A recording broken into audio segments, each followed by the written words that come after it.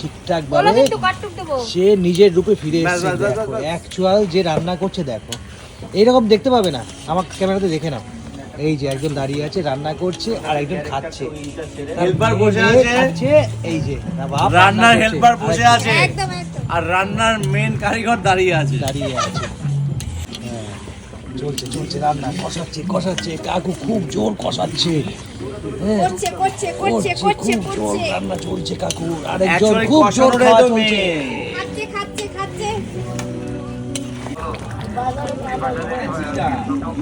বন্ধুরা দেখো, এই মাংসটা তিনজনে মিলে রান্না হলো। প্রথমে রান্না করেছে দীপা, মেন রাঁধুনি। দ্বিতীয় রাঁধুনি হচ্ছে কাকু, আর তৃতীয় রাঁধুনি আমি না, আমি এসেছি এখানে আগুন পোহাতে। অনেকক্ষণ থেকে আমি ঠান্ডায় বসে আছি। কাকুকে আমি বললাম, কাকু তুমি একটু ওঠো, আমি একটু এখানটা বসি। তাই বসেছি বলে তাই খুন্তিটা একটু নাড়ানাড়ি করছি। এখানে মেন রাঁধুনি হচ্ছে দীপা আর কাকু, দুজনে মিলে করেছে রান্নাটা। তো আজকে 25শে ডিসেম্বর, পিকনিকটা একটা হতেই হবে, তো সেই পিকনিকটাই আমরা করলাম। এটা হচ্ছে একটা চীনা হাঁসের ঝোল আর আলু দিয়ে আমরা ভাত খাবো গরম গরম লাল লাল ঝাল ঝাল হাঁসের মাংস আর ভাত, সাথে আর কি চাই, তাই না? 25শে ডিসেম্বর একটা পিকনিক ওয়েদার, পিকনিক একটা মনোভাব থাকে।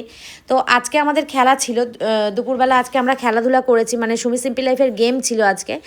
তো হঠাৎ করেই আমরা প্ল্যান করলাম যে রাত্রেবেলা তাহলে মাংস ভাত খাবো। রাত্রেবেলা মাংস ভাত খেলেই পিকনিক হয়ে গেল। মানে পিকনিক মানেই তো মাংস ভাত, এই আর কিছু তো না।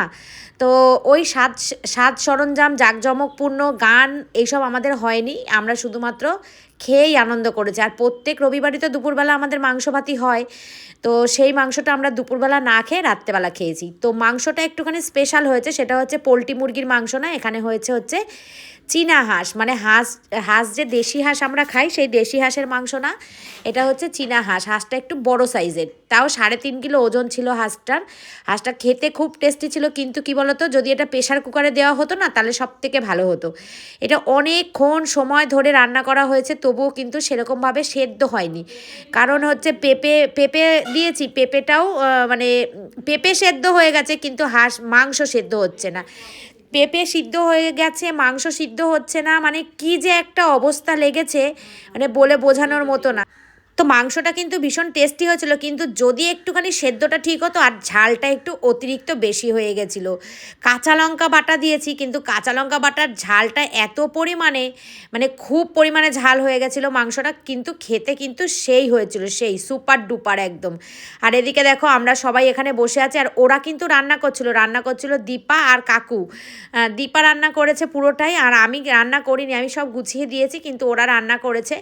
তো মাংসটা এখনও আমি নাড়ছি, কেন বলো তো, হচ্ছে আমি ওই আগুনের কাছে গিয়ে বসেছি একটু, সেই কারণে। তো রান্নাবান্না হয়ে গেছে, আর সেদ্ধ হবার মতো না মাংসটা। দেখো চতুর্দিক দিয়ে খালি ধোয়া উঠছে, এই না হলে 25শে ডিসেম্বর, তাই তো বাড়িতে যদি থাকতাম তাহলে হয়তো কোথাও এদিক ওদিক ঘুরতে যেতাম, যেহেতু ওখানে ছিলাম, খেলা ছিল, সেই জন্য ঘুরতে যাওয়ার কোনো প্রশ্ন নেই, বাড়ির মধ্যেই আনন্দ। তো খাওয়া দাওয়া কমপ্লিট, এক্ষুনি বসে পড়বো, খাওয়া দাওয়া কমপ্লিট করে বাড়ির দিকে রওনা দিয়ে দেবো। তার কারণ হচ্ছে আজকে তো অনেক রাত হয়ে যাবে, রাতের বেলা বাড়িতে আসতে খুব কষ্ট হয়, প্রচণ্ড ঠান্ডা লাগে।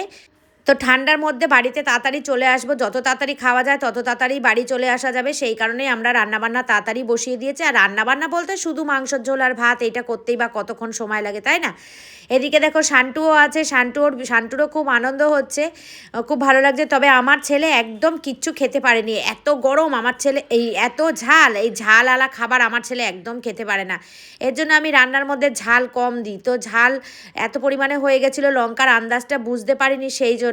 তো এখানে কাকিমা মিসিং আছে, কাকিমা নেই, কারণ কাকিমার শরীরটা ভালো নেই। কাকিমা অনেক দিন ধরেই আমাদের গেমে পার্টিসিপেট করছে না, আসছে না।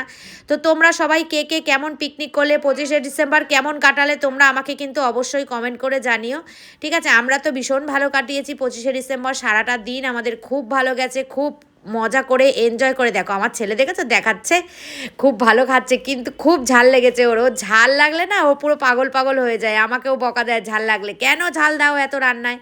তো ঝালটাই বেশি হয়ে গেছিলো, বাদবাকি ভীষণ ভালো ছিল। আর আমি একটা দেখো গোটা রসুন নিয়ে নিয়েছি।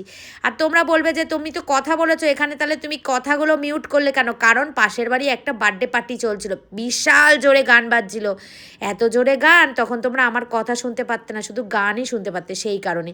তো চলো আজকের ভিডিওটা কেমন লাগলো জানিও, লাইক কমেন্ট শেয়ার করো, সাবস্ক্রাইব করো, পাশে দেখো। আজকের মতন টাটা।